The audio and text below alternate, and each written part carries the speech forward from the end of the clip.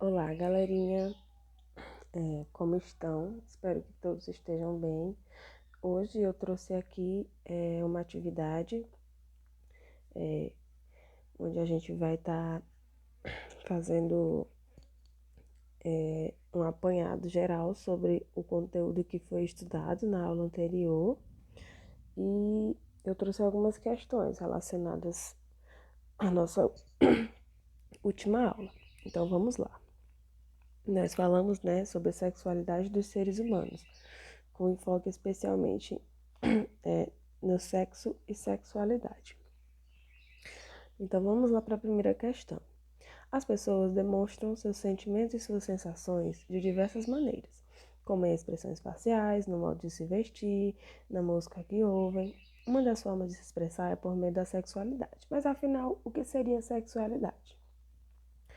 Bom, segundo a Organização Mundial da Saúde, OMS, sexualidade é uma dimensão da experiência humana, que envolve questões referentes ao sexo, às identidades e aos papéis de gênero, à orientação sexual, à descoberta de sensações proporcionadas pelo contato ou toque, aos desejos e prazeres, aos sentimentos e às emoções, à intimidade e à reprodução, né?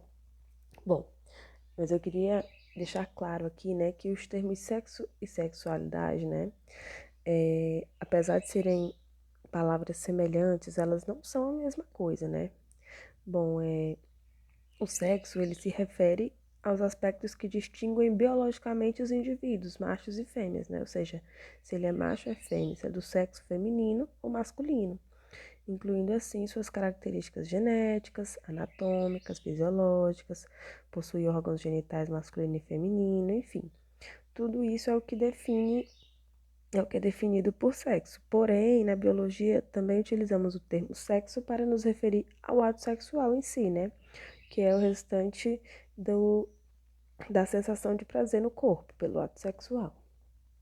Em contrapartida, né, sexualidade já se trata de um conjunto de características físicas, psíquicas e afetivas que compõem os indivíduos, podendo se relacionar com o mundo e consigo mesmo. Mas como assim, professora? Bom, a sexualidade ela envolve sentimentos, experiências, desejos, amor, afeto, ternura.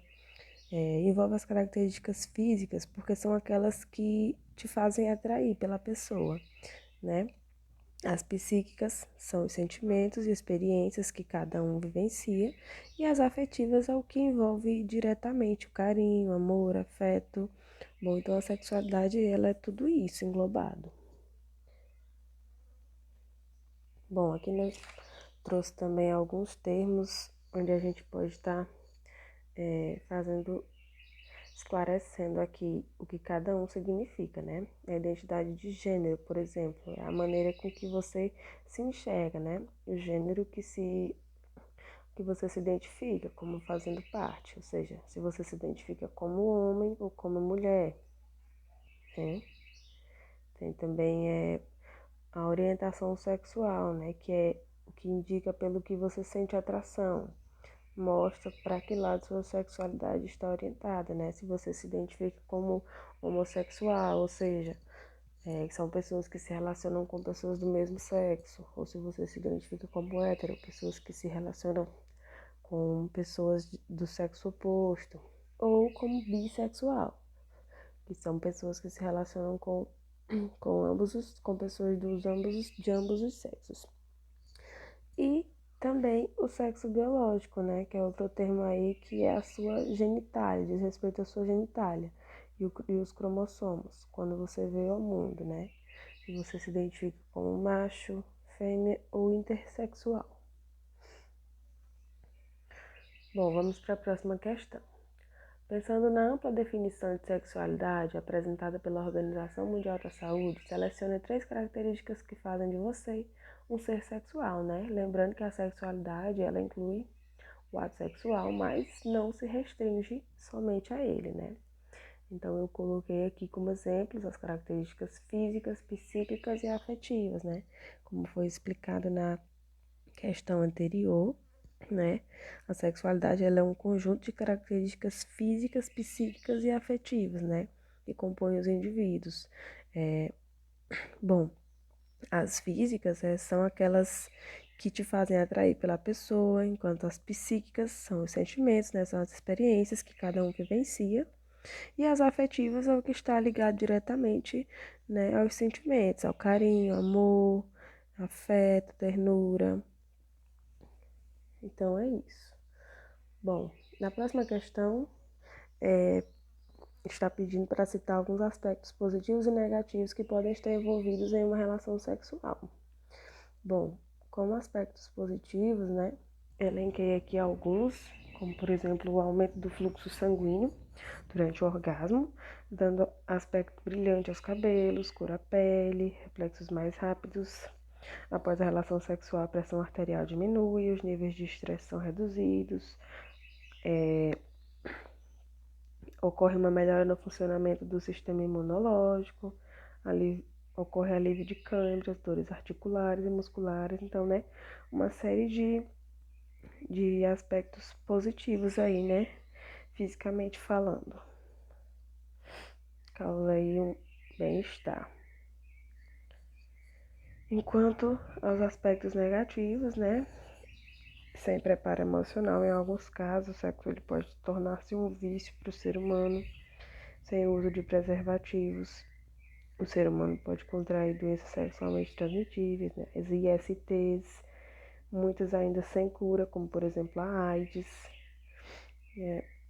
Nós vamos estudar mais à frente ainda sobre as ISTs e sobre os métodos contraceptivos, né, mas desde já é importante dizer que esse é um dos aspectos negativos em uma relação sexual, né? Precisa estar atento aos métodos contraceptivos. Pode ocorrer também uma gravidez indesejada, um aumento populacional desenfreado, e podem ocorrer também traumas penianos e machucados vaginais, se mal efetuado. Bom, na sua opinião, em relação sexual, as duas partes têm as mesmas responsabilidades com a outra?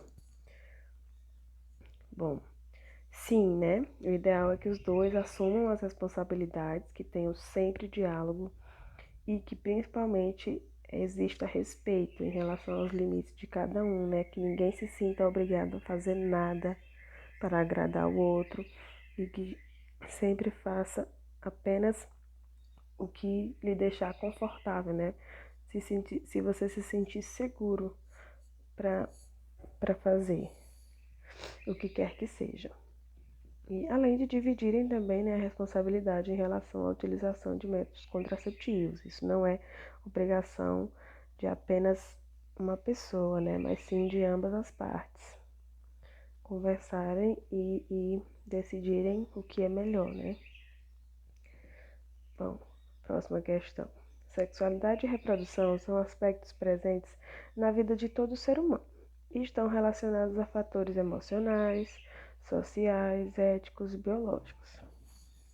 De que forma os aspectos familiares e sociais podem influenciar o desenvolvimento sexual na adolescência?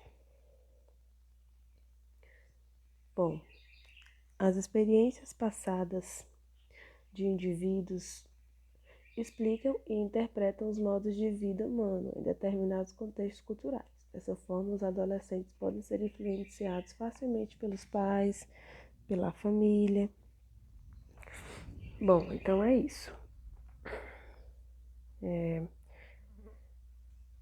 As questões de hoje são somente essas. Deixo aqui também um link para vocês como sugestão de um documentário para aprofundamento do conteúdo, né? Onde temos como tema sexualidade, sexo, gênero, orientação sexual e identidade de gênero. Bastante interessante, espero que vocês possam assistir e aprofundar os conhecimentos, né, nessa temática. Bom, então é isso. Qualquer dúvida, entre em contato e até a próxima aula. Espero que todos fiquem bem. Grande abraço a todos. E não esqueçam também de pesquisar um pouco mais, fazer a leitura do conteúdo e até a próxima aula.